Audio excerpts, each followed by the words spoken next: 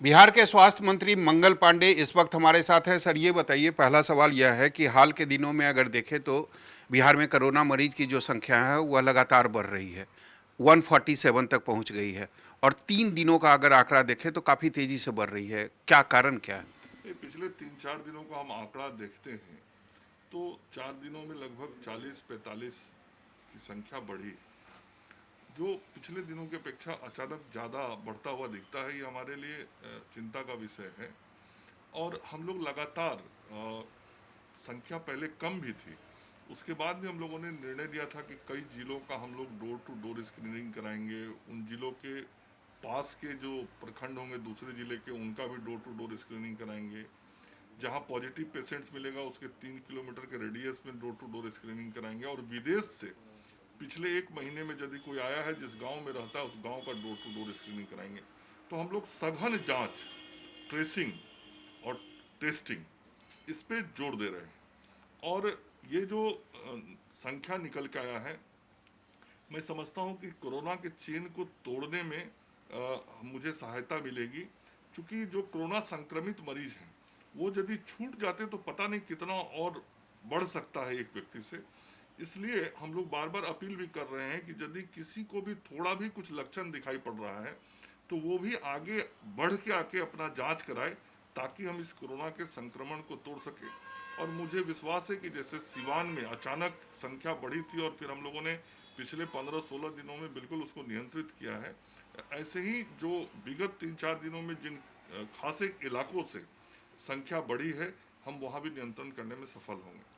Sir, खासकर अगर 3 जिले की बात करें, चाहे वो सिवान हो, मुंगेर हो या नालंदा हो, अगर इनकी बात करें तो अभी मौजूदा स्थिति इन 3 जिलों की क्या है? नहीं, सिवान में तो पिछले 15 दिनों से कोई मामले सामने नहीं आए हैं। कुल 29 मामले आए थे और उसके बाद से कोई संख्या में वृद्धि नहीं हुई है। नालंदा में 31 मरीज अभी तक हुए हैं और विगत 4-5 दिनों के अंदर ही 20 से अधिक मरीज अचानक से आए। एक ही परिवार से 16 लोग एक दिन में आ गए थे। तो उन सारे लोगों को जो प्रोटोकॉल है उसके तहत उनको आइसोलेशन में रखना और उनके आसपास के जो लोग हैं उनको क्वारंटाइन करना, फिर उनका टेस्टिंग कराना, और बड़े संख्या में सैंपलिंग किया गया और उसकी टेस्टिंग कराई जा रही है। उसी प्रकार से मुंगेर की भी एक बड़ी संख्या है और एक खास एरिया है जमालपुर के पास का, जिस एरिया पे हम लोगों का ध्यान फोकस्ड है और उस एरिया का पूरा हम लोग स्क्रीनिंग करा रहे हैं।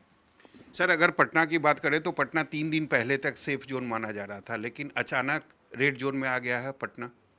नहीं, सेफ जो नहीं था, पहले भी 5 मरीज यहाँ आए थे और फिर इधर विगत 2-3 दिनों में 10 के करीब मरीज हो गए। तो जब भी कोई नया मरीज मिलता है तो उस क्षेत्र को हम लोग सील करते हैं, फिर जांच करते हैं सघनता के साथ।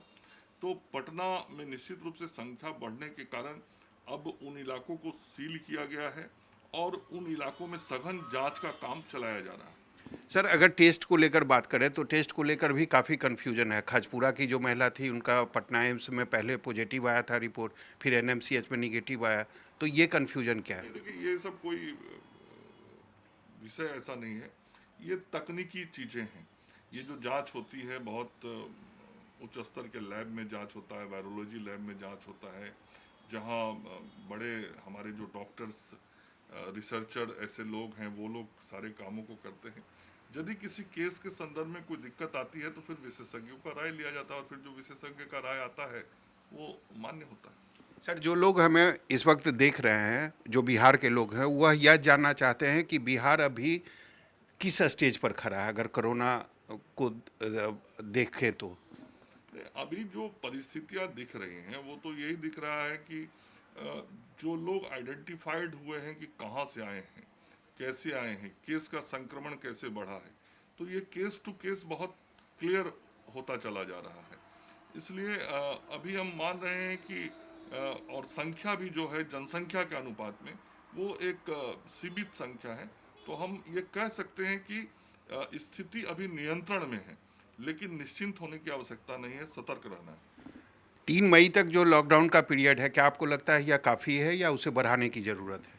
देखिए, ये तो 3 मई आने पर परिस्थितियां स्पष्ट होंगी। 3 मई आने में भी 11 दिन बचे हुए हैं। 11 दिनों में किस प्रकार से परिस्थितियां बनती हैं, कितने पॉजिटिव केसेज आते हैं, फिर वो कोई नया और कोई क्षेत्र तो नहीं आता है, क्योंकि कुछ नए जिले भी विगत 3-4 दिनों में जुड़ गए, जैसे आरा जुड़ गया, सासाराम जुड़ गया, मोतिहारी जुड़ गया, ऐसे कुछ जिले नए जहां एक ही केस हुआ लेकिन आ गए हैं।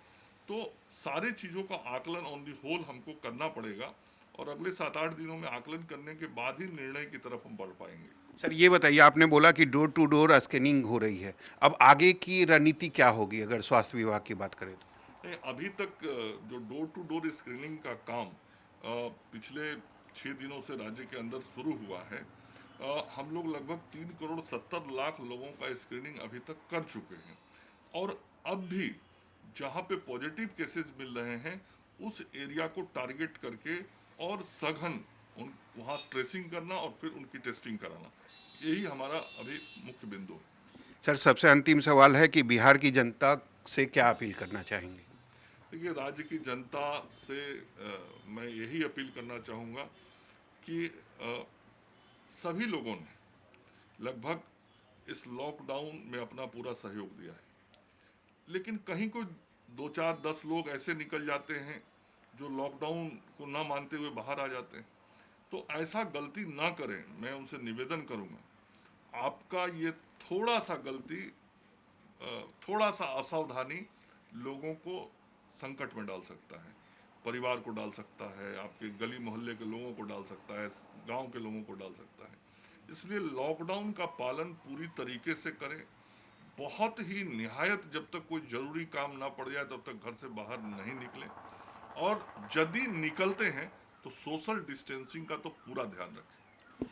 लॉकडाउन का पालन करें, अगर बेहद जरूरी ना हो तो अपने घर से बाहर ना निकलें, क्योंकि आपकी गलती जो है वह दूसरे के लिए संकट पैदा कर सकती है। कैमरामैन ऋषि के साथ सौरभ कुमार, पटना, न्यूज़ 24।